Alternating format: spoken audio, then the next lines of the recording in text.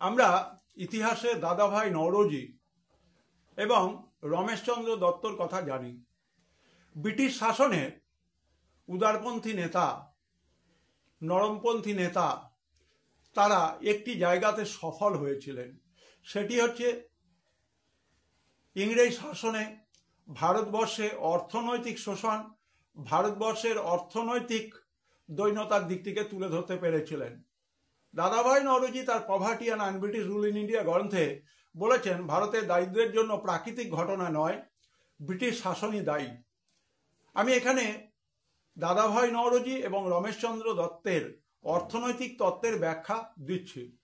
রমেশচন্দ্র দত্ত বলেছেন যে কিভাবে ভারতের ঐতিহ্যমণ্ডিত হস্তশিল্প, দেশীয় বাণিজ্য ইংরেজদের হাতে ধ্বংস হয়েছে এবং এর ক্ষতিপূরণের জায়গাতে কোনো আধুনিক শিল্প গড়ে ওঠেনি। মহাদেব গোবিন্দ রানারে, যোশী, সুরেন্দ্রনাথ বাড়ুজ্যে আধুনিক শিল্প এবং পুঁজির বিকাশের মাধ্যমে ভারতীয় ধ্বংসপ্রাপ্ত অর্থনীতির পুনর্গঠন সম্ভব বলে মনে করতেন।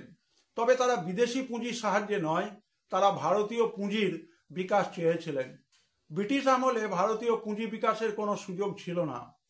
তার ফলে অবাধ বাণিজ্য নীতি ঢুকে পড়ে এবং ভারতের শিল্প শেষের দিকে এসে পৌঁছয়।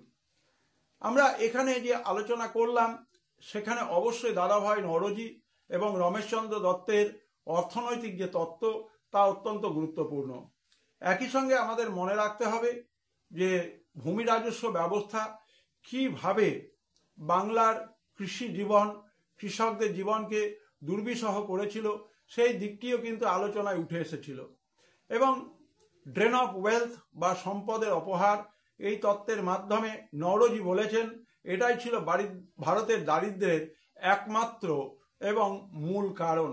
সুতরাং আমাদের আজকে এই ভিডিও উপস্থাপনায় নরমপন্থী নেতাদের অর্থনৈতিক যে সমস্ত সমালোচনা সেটিকে তুলে ধরা হলো দাদাভাই নওরোজি এবং রমেশচন্দ্র দত্তের ব্যাখ্যার কথা।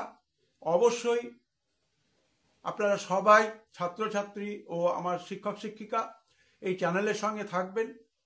অবশ্যই বিষয়গুলিকে ছাত্রছাত্রীদের মধ্যে প্রচার করবেন। সবাই ভালো থাকবেন, সুস্থ থাকবেন।